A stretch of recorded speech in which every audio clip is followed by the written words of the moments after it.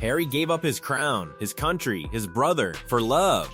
But what if that same love made him question everything he thought he knew? Here are the 10 moments that made Harry question everything, and moment 3 is the one that changes this entire story.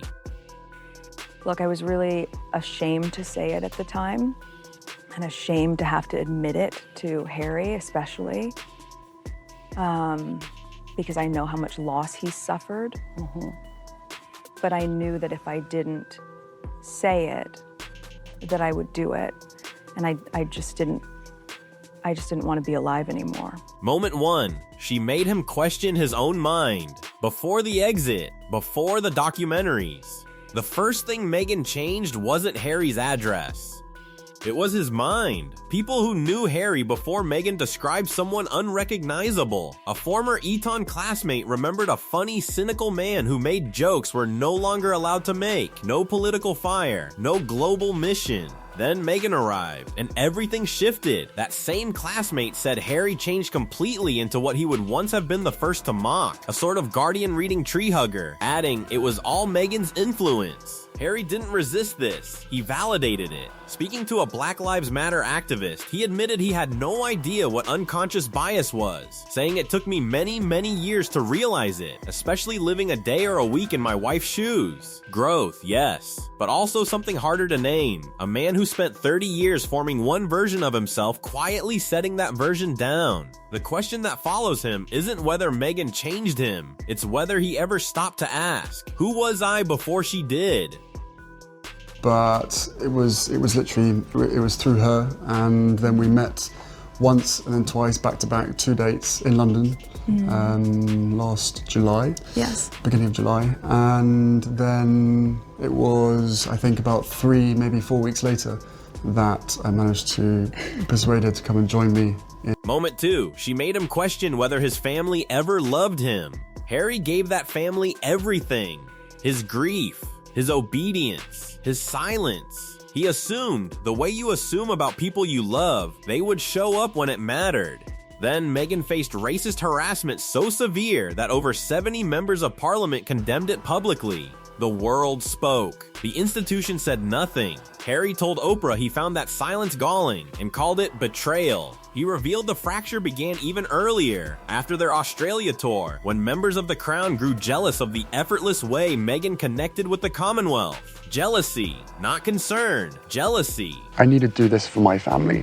This is not a surprise to anybody. It's really sad that it's got to this point, but I've got to do something. Harry said. He said it like a man who had already grieved the answer. This moment didn't just make Harry question the institution. It made him question every sacrifice he had ever made for it, and whether any of it had ever been mutual. But none of that, not the silence, not the betrayal, could prepare Harry for what happened one January night.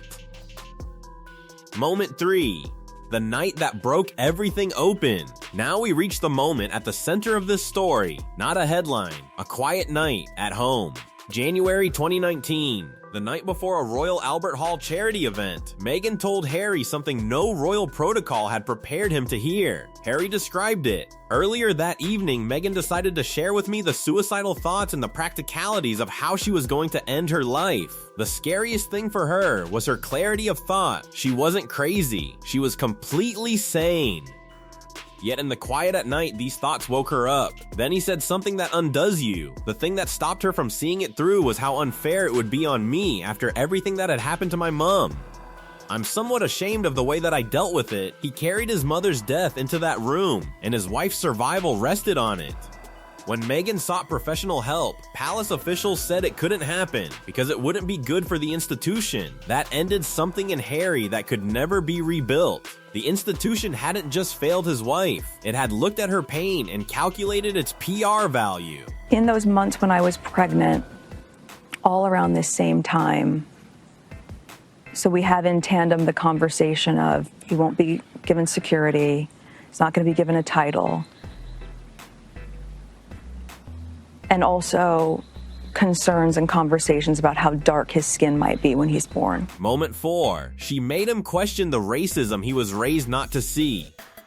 Some things once heard cannot be unheard. While Meghan was pregnant with Archie, a conversation took place inside the royal family, not about nursery colors or names. Harry and Meghan received word there had been conversations about how dark his skin might be when he's born, and that their child would not receive a prince's title or the security that came with it. Harry confirmed it happened. His words were careful, almost too controlled. At the time, it was awkward. I was a bit shocked. He would never reveal who said it. That restraint tells its own story.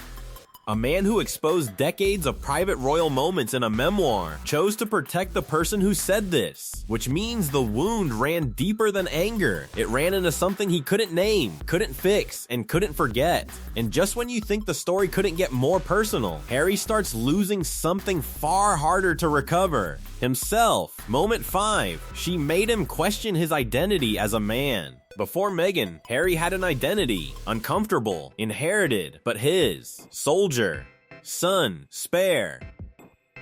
After Meghan, that identity dissolved. He rapidly integrated into Meghan's world, adopting her vision, aligning with her projects, from the Arkewell Foundation to Netflix and Spotify deals that largely reflected her voice and brand. His public statements began to echo her language and grievances. There is no indication Harry ever desired to be a brand, an executive producer, or a California philanthropist. He went from defusing landmines in Afghanistan to promoting a podcast neither of them would finish. At what point does reinvention become replacement? At what point does a man look in the mirror and not recognize himself? Because the person looking back was built for someone else's story. Moment 6. She made him question whether the truth was worth the cost. They told Oprah, made the documentary, released Spare. Speak your truth, the world will understand. The world had other plans. Tom Bower's biography captures what truth-telling actually produced. Harry ignored his old friends, changed his telephone number without telling his family, and the jovial lad about town became possessed by seeking revenge. Simple dislikes became passionate hatred. Their popularity collapsed. Their Spotify deal disintegrated, an executive reportedly calling them F-grifters on the way out. And the sharpest irony, in the years after their exit, Meghan reinvented herself with new projects, while Harry's biggest moments all had their roots in the royal career he left behind in Britain. He burned the bridge, then realized the bridge was the only thing he had ever truly built. But here's what nobody saw coming. The fight that could end everything isn't with the palace, it's inside his own home. Prince Harry told Meghan Markle he lost his father, Prince Charles, after the couple decided to step back from royal life. In an extensive interview with New York Magazine's The Cut, the Duchess of Sussex opened up about the strain between Harry and Charles. Moment 7. She made him question his relationship with his dying father. This is where the story stops being about royalty. It becomes about something every person watching understands: time, and how little of it we get. King Charles has cancer. Harry knows it, and it is doing something no California sun or Netflix deal can quiet. Harry told the BBC, "I would love reconciliation with my family. There's no point in continuing to fight anymore. Life is precious. I don't know how much longer my father has." After meeting his father for tea, their first encounter in 19 months, Harry said the visit moved him closer to spending more time in the UK, possibly bringing his children. Then came the collision. Meghan is reportedly eager to publish a tell-all memoir. Harry is pushing back, believing it could permanently close the door on any hope of reconciliation with his father. For the first time, they are pulling in opposite directions. What sits between them isn't ambition or Hollywood, it's a father's remaining time. Moment 8. She made him question whether he found freedom or a different cage. Harry's most defining line came during the Oprah interview.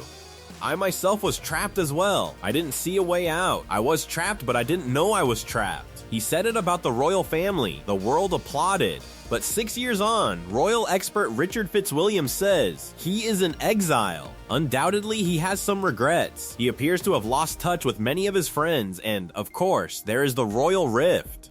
And buried in Spare, Harry's own therapist told him she feared a part of him was still trapped in 1997, the year his mother died. He reacted with defensiveness, then had a strong urge to walk the streets to process it. He couldn't. He didn't want to cause a scene. The man who said Meghan freedom still cannot walk freely down a street. 2 moments left. And the final one contains a single word Harry used publicly that said everything he couldn't. Moment 9. She made him question the home he left behind. In November 2025, Harry published an essay. Most read it as patriotic, but one word inside it said everything: Currently.